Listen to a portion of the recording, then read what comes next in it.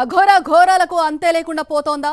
పెళ్లి పేరుతో అమ్మాయిల జీవితాలతో చెలగాటమాడుతున్నాడా అంటే అవుననే సమాధానం వస్తోంది. తెలుగు రాష్ట్రాల్లో సంచలనంగా మారిన అఘోర అరాచకాలు ఇప్పుడు మహిళా కమిషన్కు చేరాయి. ఇప్పటి వరకు ఎంతమందిని అఘోర పెళ్లి చేసుకున్నాడు? తెలుగు రాష్ట్రాల్లో సంచలనంగా మారిన అఘోరి శ్రీనివాస్ పై తెలంగాణ మహిళా కమిషన్కు ఫిర్యాదు అందింది. కరీంనగర్కు చెందిన రాధిక ఫిర్యాదు చేసింది. అఘోరి శ్రీనివాస్ తనను పెళ్లి పేరుతో వాడుకొని వదిలేశాడంటూ కమిషన్ ఎదుట బాధితురాలు వాపోయింది. అమాయక మహిళల జీవితాలతో చెలగాటమాడుతున్న అఘోరీపై వెంటనే చర్యలు తీసుకోవాలని రాధిక మహిళా కమిషన్ను కోరింది. పెళ్లైన విషయం ఎవరికైనా చెబితే చంపేస్తారని బెదిరిస్తున్నాడని వాపోయింది. తనలాంటి మహిళలను చాలా మందినే మోసం చేశాడంటోంది రాధిక. అందరూ ధైర్యంగా బయటకు వచ్చి ఫిర్యాదు చేయాలని కోరుతోంది. తన వద్ద డబ్బులు తీసుకుని మానసికంగా హింసించాడని ఆరోపిస్తోంది. ఇంకా ముందుకు నేనే కాదు, నాలాంటి ఆడపిల్లలు చాలామంది ఉన్నారని నేను కూడా విన్నాను. వాళ్ళంతా బయటకు రావాలని కోరుకుంటున్నాను.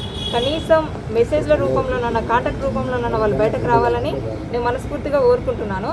అంతేకాదు, నిన్న కామెంట్స్ పెట్టిండు నా పైన. నా పర్సనల్ లైఫ్లో ఇన్వాల్వ్ అయ్యాడు. సో నా పర్సనల్ లైఫ్లో ఇన్వాల్వ్ అవ్వడానికి తను ఎవరు?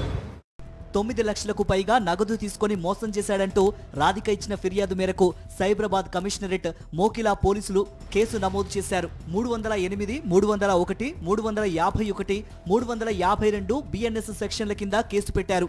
అఘోరి వ్యవహారంపై దృష్టి పెట్టామని త్వరలోనే నోటీసులు ఇచ్చి పిలుస్తామంటున్నారు పోలీసులు.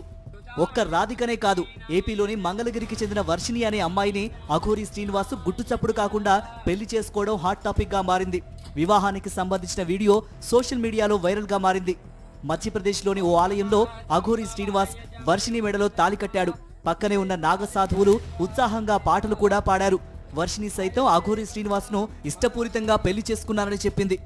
మరోవైపు అఘోరి ఘోరాలపై తెలంగాణ మహిళా కమిషన్ కు రాధిక ఫిర్యాదు చేసిందో లేదో ఇటు వర్షిణి తల్లిదండ్రులు, సోదరులు మహిళా కమిషన్ కు ఫిర్యాదు చేశారు.